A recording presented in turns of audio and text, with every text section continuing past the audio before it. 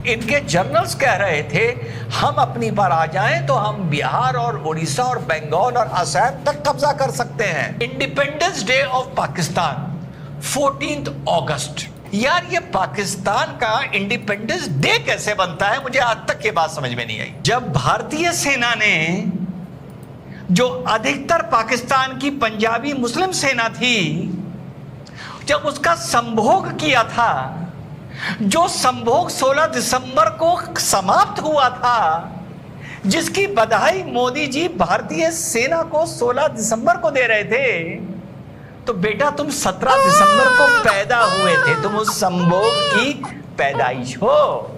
बहना और भाई तुम भी लिख दो कि भैया अपनी औकात में रहो, भूल जाओ प्राइम मिनिस्टर ऑफ इंडिया, यही लिख दो कि हमारी दादी की वजह से तुम पैदा हुए थे। पता है ये कायदे आजम कहां से नाम आया? बड़ा सुनते होगे कायदे आजम, कायदे आजम, कायदे आजम यूनिवर्सिटी।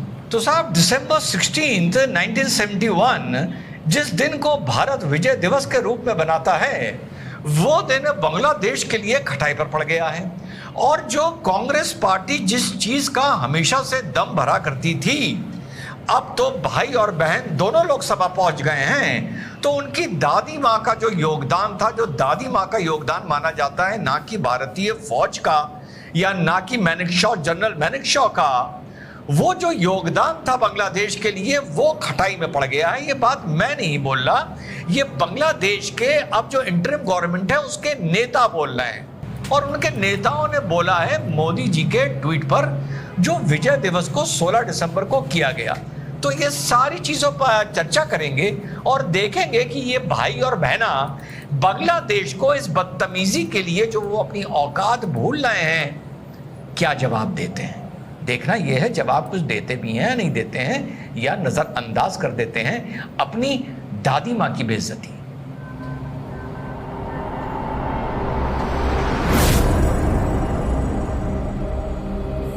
हेलो नमस्कार सत श्री अकाल अस्सलाम वालेकुम, कैसे हैं जनाब। दिन पकड़ के चलिएगा तो 16 दिसंबर को हमेशा की तरह मोदी जी भारतीय सेना का वैभव को सलाम करते हुए, उनके हौसलों को सलाम करते हुए, उनकी बहादुरी को सलाम करते हुए 16 दिसंबर को भारत में जो विजय दिवस मनाया जाता है, उसमें वो एक बहुत लंबा चौड़ा मोदी जी ट्वीट करते हैं, जिसमें वो कोई ऐसी बात नहीं करते हैं कि हमारा किसी मुल्क पर कोई एहसान है या हम बिग ब्रदर हैं या कुछ भी है। सिर्फ वो भारतीय सेना की तारीफ करते हैं और उसको सलाम करते हैं। बिल्कुल डिप्लोमेसी के हिसाब से, पॉलिटिक्स के हिसाब से, इंसानियत के हिसाब से बिल्कुल परफेक्ट ट्वीट। उसका जवाब आसिफ नजरुल देते हैं, जो इस टाइम इंटरिम गवर्नमेंट के लॉ एडवाइजर हैं, और उनके ट्वीट को बांग्लादेश की इंटरिम गवर्नमेंट के बहुत से चेहरे रीट्वीट करते हैं।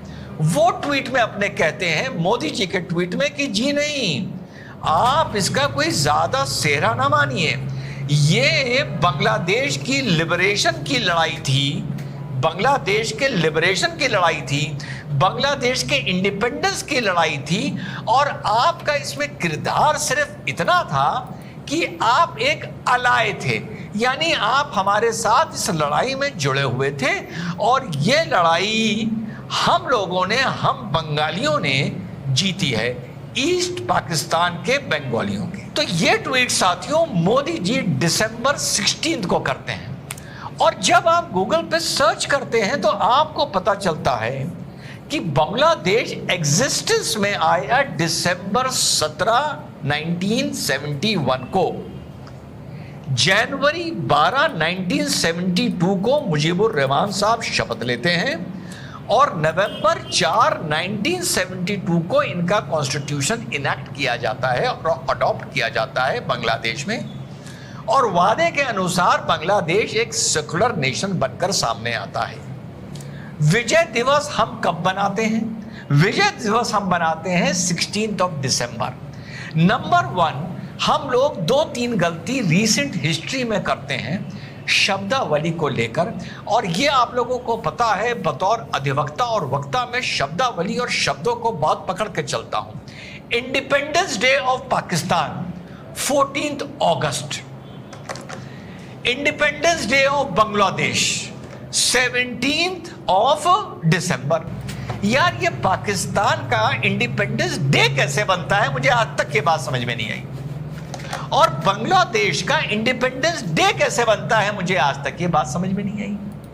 अरे भाई, इंडिपेंडेंस डे तो भारत का बनेगा ना, तुम्हारा तो क्रिएशन डे बनेगा या एग्जिस्टेंस डे बनेगा। चलिए हम क्रिएशन वर्ड पकड़ लेते हैं। तो 14 अगस्त पाकिस्तान का क्रिएशन डे की तरह सेलिब्रेट होना चाहिए, मैंने मान लिया। वो इंडिपेंडेंस डे की तरह कैसे सेलिब्रेट होता है? जब आजादी की लड़ाई लड़ी जा रही थी तो क्या पाकिस्तान वजूद में था? जब भारतीय सेना, जब तुम्हारी महिलाओं के ऑपरेशन सर्चलाइट में बलात्कार हो रहे थे, जब वहां पर नरसंहार हो रहा था, जब बंगाली स्पीकिंग मुस्लिम्स को पंजाबी मुस्लिम स्पीकिंग आर्मी उन पर जुल्म कर रही थी, जैसा मैंने कल बताया, तेरा मेरा रिश्ता क्या, ला इलाहा इल्लल्लाह, जहां पर तवे पर तल दिया गया था और ऑमलेट और डबल फ्राई बना दिया गया था।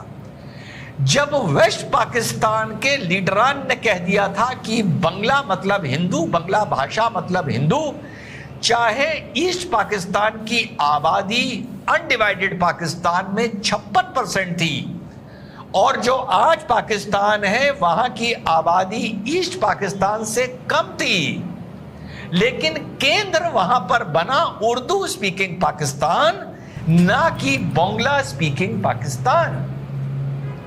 सीट्स जितनी भी उनके पार्लियामेंट में थी, उसमें 162 सीट्स ईस्ट पाकिस्तान में थी और 138 सीट वेस्ट पाकिस्तान में थी। लेकिन उनकी फौज ने और कायदे आजम जिन्ना साहब ने, पता है ये कायदे आजम कहां से नाम आया? बड़ा सुनते होंगे कायदे आजम, कायदे आजम, कायदे आजम यूनिवर्सिटी। ये कोई टाइटल इनको नहीं दिया गया था। गांधी जी ने एक बार एक चिट्ठी लिखी जिन्ना को। उस चिट्ठी में गांधी जी ने जिन्ना को कायदे आजम की तरह एड्रेस कर दिया, लिख दिया, जनाब कायदे आजम मोहम्मद अली जिन्ना। वो चिट्ठी उस जमाने के हिसाब से वायरल हो गई और उसके बाद सब इनको कायदे आजम, कायदे आजम, कायदे आजम कहने लगे। तो जो कायदे आजम की पैदाइश हुई थी, ये हमारे महात्मा गांधी जी ने उस टाइम में मुस्लिम तुष्टीकरण या जिन्ना साहब से घबरा कर इनको चने के झाड़ पे चढ़ाने के लिए कायदे आजम लिख दिया था। तो कायदे आजम ने भी जब आजादी के बाद और पाकिस्तान के क्रिएशन के बाद, जब वो ईस्ट पाकिस्तान के दौरे पर आए थे, जो ईस्ट बंगाल से काटकर ईस्ट पाकिस्तान बनाया गया था, वहां की आबादी भी ज्यादा थी, आबादी के दर पे पार्लियामेंट की सीट्स भी ज्यादा थी, लेकिन कायदे आजम ने आके कह दिया था कि भैया सुनो, पाकिस्तान में रहना है तो उर्दू बोलना है, तुम्हारी बंगला भाषा का मतलब है काफिर, गैर मुस्लिम और हिंदू, ये भाषा कभी भी हम इसको एक्सेप्ट नहीं कर पाएंगे। और उर्दू अरबी से मिलती है और पाकिस्तान इस्लाम के नाम पर बना है, तो भले तुम्हारी आबादी ज्यादा, यहीं से तो लड़ाई शुरू हुई थी, यहीं से तो 1971 से पहले इनसे लड़ाई शुरू हुई थी। किनसे? बंगाली से। और जितनी भी उनके डेवलपमेंट स्कीम आती थी वो सिर्फ वेस्ट पाकिस्तान के लिए आती थी, ईस्ट पाकिस्तान के लिए कुछ भी नहीं आता था। तो ये बांग्लादेश के जो लोग आज अपनी औकात भूल रहे हैं और कहते हैं हमने अपनी इंडिपेंडेंस की लड़ाई लड़ी। अबे तुम इंडिपेंडेंस की लड़ाई नहीं लड़ रहे थे, तुम क्रिएशन की लड़ाई लड़ रहे थे। और जब तुम क्रिएशन की लड़ाई लड़ रहे थे, तुम्हारी माँ बहनें बेटियों की जो वहां पर इज्जतें लूटी जा रही थी, और जब भाग भाग के इंदिरा गांधी को गुहार लगा रहे थे, और जो तुम भाग भाग के बॉर्डर पार कर रहे थे, जिससे भारत के लिए एक संकट खड़ा हो रहा था, तो उसके जवाब में खुद लड़ लेते ना, भाग के हमारे पास क्यों आए थे? जब भारतीय सेना ने, जो अधिकतर पाकिस्तान की पंजाबी मुस्लिम सेना थी, जब उसका संभोग किया था, जो संभोग 16 दिसंबर को समाप्त हुआ था, जिसकी बधाई मोदी जी भारतीय सेना को 16 दिसंबर को दे रहे थे, तो बेटा तुम 17 दिसंबर को पैदा हुए थे, तुम उस संभोग की पैदाइश हो। पहले तुम ईस्ट बंगाल थे, फिर तुम ईस्ट पाकिस्तान थे 2 कौड़ी के, उसके बाद जाकर तुम बांग्लादेश बने हो। उस संभोग का नतीजा हो जो भारतीय सेना ने तुम्हारी, उस टाइम तक वो तुम्हारी थी, तुम्हारी पाकिस्तान की पंजाबी मुस्लिम सेना का किया था, जो उससे जो औलाद निकली थी वो तुम हो। और जो तो आज बोलते हो कि वो सेहरा हमारे बनना चाहिए, भारत तो सिर्फ एक अलाय था, सिर्फ एक साथ जुड़ा हुआ था।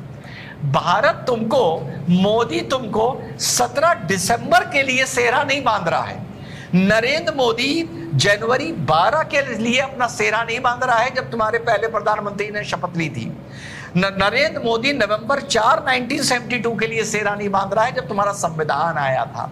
नरेंद्र मोदी 17 दिसंबर नहीं 16 दिसंबर के लिए अपने आप को सेहरा बांध रहे हैं, क्योंकि अगर 16 दिसंबर का दिन ना होता, वो संभोग ना हुआ होता, तो 17 दिसंबर को तुम्हारी पैदाइश ना हुई होती।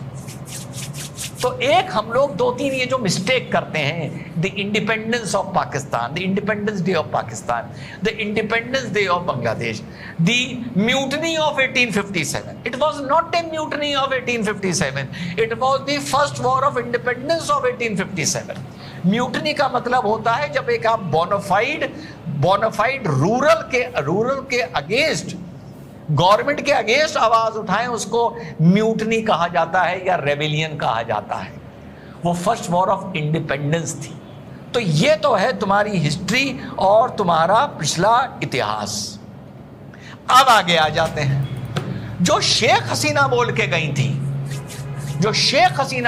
गई थी, कि कहीं कोई क्रिएशन ऑफ नेशन की बात लगती है, the white man had approached मी।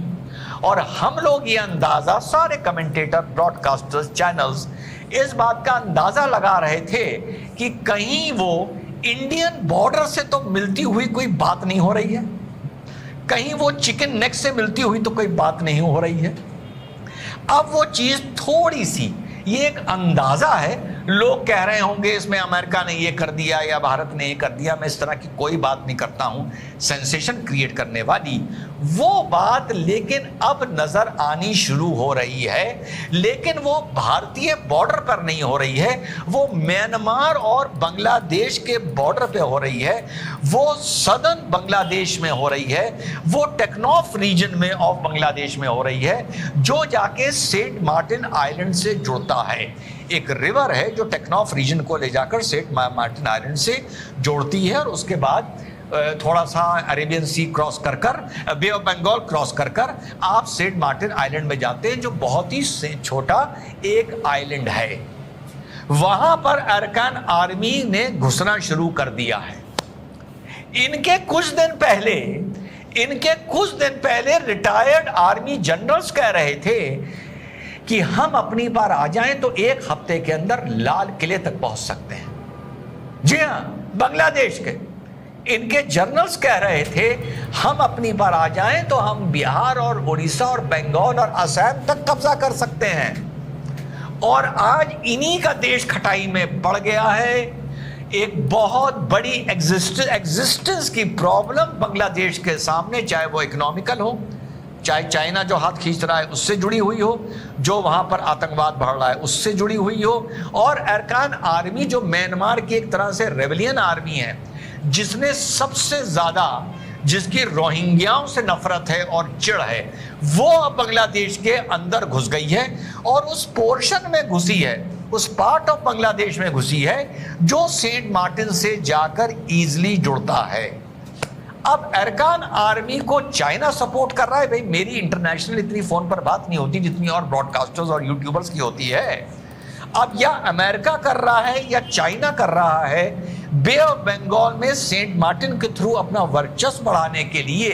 लेकिन यस, बांग्लादेश एक प्लेग्राउंड बनता जा रहा है अमेरिका के बीच में, मुस्लिम फंडामेंटलिस्ट के बीच में, और उसके बाद चाइना के बीच में। और इसमें भारत को अपना रोल और अपना किरदार बहुत बाखूबी और बहुत बढ़ चढ़ कर निभाना चाहिए, आउट ऑफ द वे जाके निभाना चाहिए, क्योंकि आने वाले वक्त में बांग्लादेश में कोई ना कोई हरकत होगी जरूर। ये भी एक सीरिया की तरह डिस्टेबलाइज्ड नेशन साफ साफ नजर आ रहा है, और बहुत से इंटरनेशनल इंटरेस्ट और असेट्स इसमें इंटरेस्ट लेना शुरू कर रहे हैं। तो इंडियन ओशन को देखते हुए, इंडो पैसिफिक को देखते हुए, बे ऑफ बंगाल को देखते हुए इंडिया को भी बांग्लादेश में प्रोएक्टिव इंटरेस्ट लेना चाहिए। और इंडिया के पास बांग्लादेश में एक प्रोएक्टिव इंटरेस्ट लेने का एक so called humanitarian, not military, not politics, not diplomacy, एक ह्यूमैनिटेरियन एक हमारे पास एक या कारण है, वजह है, वो एक्सक्यूज नहीं है कि वहां पे हमारे लोगों के साथ जो उत्पीड़न हो रहा है, इसके चलते भारत आराम से बांग्लादेश की इस फील्ड में अपने विकेट भी गाड़ सकता है। अब कुछ लोग आएंगे जो अलग अलग ब्रॉडकास्टर्स और यूट्यूबर्स को देखकर नॉलेज गेन करते हैं कि आपको पता है सर, भारत ने अगर बांग्लादेश में कोई इंटरफेरेंस किया तो CIA इसका इंतजार कर रहा है, अमेरिका इस दिन का इंतजार कर रहा है, चाइना इस दिन का इंतजार कर रहा है। जो तो तुम्हारे जो भी ये ब्रॉडकास्टर्स हैं, मीडिया वाले हैं, एंकर्स हैं, मॉडरेटर्स हैं, यूट्यूबर्स हैं, इनसे पूछो कि जब तुम ये बात बोलते हो कि ना ना ना ना हम बांग्लादेश में कुछ नहीं कर सकते, कुछ नहीं कर सकते, क्योंकि CIA भी इसी बात का इंतजार कर रहा है, चाइना भी कर रहा है, कोई कुछ लिखता है, तो यार तुम उस टाइम जो इतने बड़े एनालिस्ट बनते हो, भारत को कितना कमजोरी पर ले जाकर खड़ा कर देते हो, भारत को कितनी वीक फुटिंग पर ले जाकर तुम लोग खड़ा कर देते हो, और अगले दिन भारत को कितना बड़ा कर देते हो, कितनी ताकतवर बना देते हो कि एकदम से वो ही एक गैलरी को खुश करने के लिए वो ब्रॉडकास्टर्स और यूट्यूबर्स कह सकते हैं अमेरिका हम घुसे भर देंगे, चाइना हम उसका घुसे भर देंगे, हम उसकी खाट खड़ी कर देंगे। लेकिन बांग्लादेश जो डिप्लोमेटिकली भी तुम्हारे लिए बहुत इंपॉर्टेंट है, तुम्हारा नेबर होते हुए, स्ट्रैटेजिकली भी बहुत इंपॉर्टेंट है, बे ऑफ बंगाल तुम्हारे लिए बहुत इंपॉर्टेंट है, इंडियन ओशन तुम्हारे लिए बहुत इंपॉर्टेंट है, सेंट मार्टिन तुम्हारे लिए बहुत इंपॉर्टेंट है। यहां पर जब इंटरफेरेंस की बात आती है तो पता नहीं कौन से जियोपॉलिटिक्स एनालिस्ट, तुम्हारे broadcasters, media persons, anchors, war experts, इनका ज्ञान लाके मुझे समझाने लगते हो कि नहीं नहीं सर ये हम नहीं कर सकते। तो भैया यहाँ नहीं करोगे तो क्या यूक्रेन और रशिया का युद्ध बंद कराने में अपनी एनर्जी लगाओगे क्या? पहले यहाँ एनर्जी लगा लो मेरे भाई, वहाँ एनर्जी बाद में लग जाएगी। और जो मैंने शुरू में बात बोली थी, जो दादी माँ को सबसे बड़ा जो उनके सर पर मुकुट पहनाया जाता था, उनके पूरे कार्यकाल का 2-4 काम उन्होंने अच्छे किए। जैसे आपका ऑपरेशन मेघदूत सियाचिन ग्लेशियर वाला बहुत अच्छा किया, सिक्किम को जो लिया गया बहुत अच्छा किया। लेकिन सबसे मजबूत माना जाता है कांग्रेसियों की अगर हम बात पर यकीन करें तो वो माना जाता है 71 की लड़ाई जो भारत ने करी और बांग्लादेश पर एहसान करके इसको एक नेशन को क्रिएट करवाया। अब जब मोदी जी के ट्वीट पर वहां के लॉ एडवाइजर ये बात लिख रहे हैं तो तुम कभी पैलेस्टीन का बैग उठाने वाली, कभी तुम बंगाल का हिंदू और ईसाइयों का बैग उठाने वाली, तो उस ट्वीट पर रीट्वीट करके बहना और भाई तुम भी लिख दो कि भैया अपनी औकात में रहो, भूल जाओ प्राइम मिनिस्टर ऑफ इंडिया, यही लिख दो कि हमारी दादी की वजह से तुम पैदा हुए थे। पैदा वैसे दादी की वजह से नहीं हुए थे, पैदा उसी वजह से हुए थे जो मैंने आज आप लोगों को बताया। जब भारतीय सेना ने जाकर वहां पर संभोग किया तो अगले दिन जो औलाद पैदा हुई उसका नाम जल्दीबाजी में बांग्लादेश रखा गया। जय हिंद, वंदे मातरम, खुदा हाफिज़।